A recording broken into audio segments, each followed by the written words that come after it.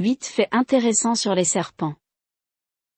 Vous pensez peut-être que les serpents sont des créatures de la nuit, qui se faufilent en rampant dans l'obscurité à la recherche d'une proie, et qui attaquent lorsqu'elles la trouvent. Eh bien, vous avez tort.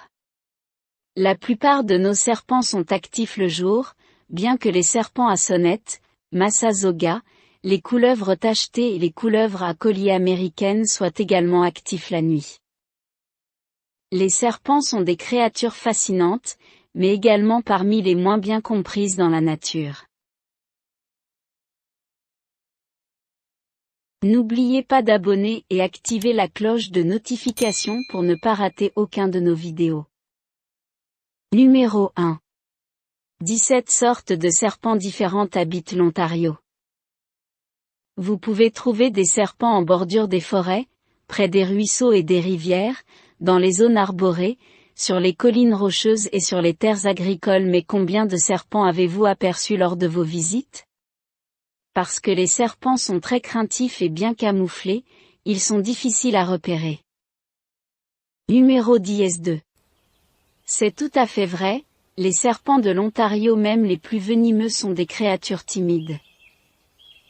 La grande majorité des serpents sont totalement inoffensifs pour les humains. Le serpent à sonnette fait exception, mais ils effraient la plupart d'entre nous plus que tout autre animal, ce qui est intéressant parce que les serpents, y compris les serpents à sonnette, sont craintifs et feront tout pour éviter le contact avec les humains.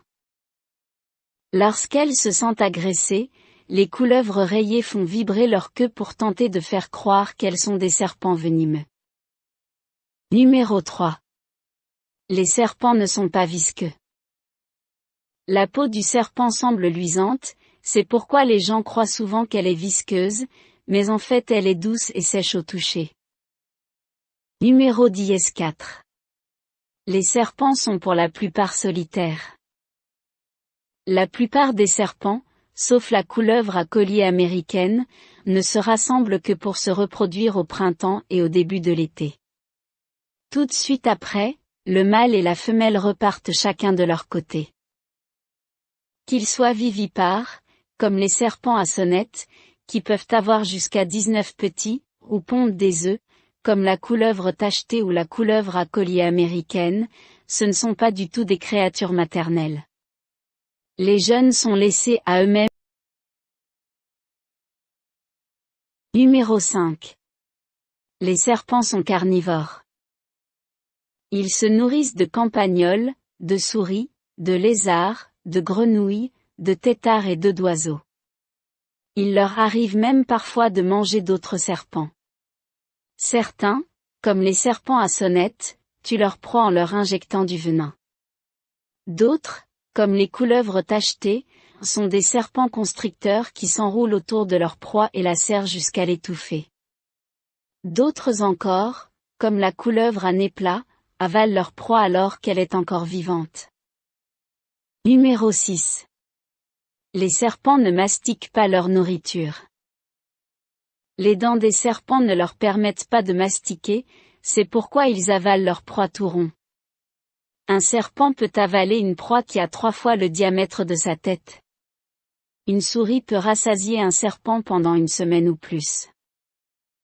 Numéro 7. Les couleuvres tachetées ne boivent pas de lait. La couleuvre tachetée est appelée également serpent de lait, parce que les fermiers les accusaient de tarir le pis de leurs vaches. Mais la couleuvre tachetée ne boit pas de lait. Elle est attirée par les granges à cause des souris qui s'y trouvent. Numéro 8. Les serpents à sonnette sont dotés d'une vision infrarouge. Les serpents à sonnette ont un sens supplémentaire dont ils se servent la nuit. Ils ont des capteurs de chaleur entre les yeux et les narines. Cela leur permet de produire une image thermique des souris et des campagnols qui passent à proximité. Les serpents ont besoin de notre aide. Les serpents à sonnette et les couleuvres tachetées sont tous deux considérés comme des espèces menacées. En plus de leurs prédateurs naturels, comme les pécans et les buses à épaulettes, ces serpents sont souvent tués sur nos routes et leurs habitats naturels sont en train de disparaître. Les serpents sont importants pour notre écosystème et on ne devrait jamais les tuer.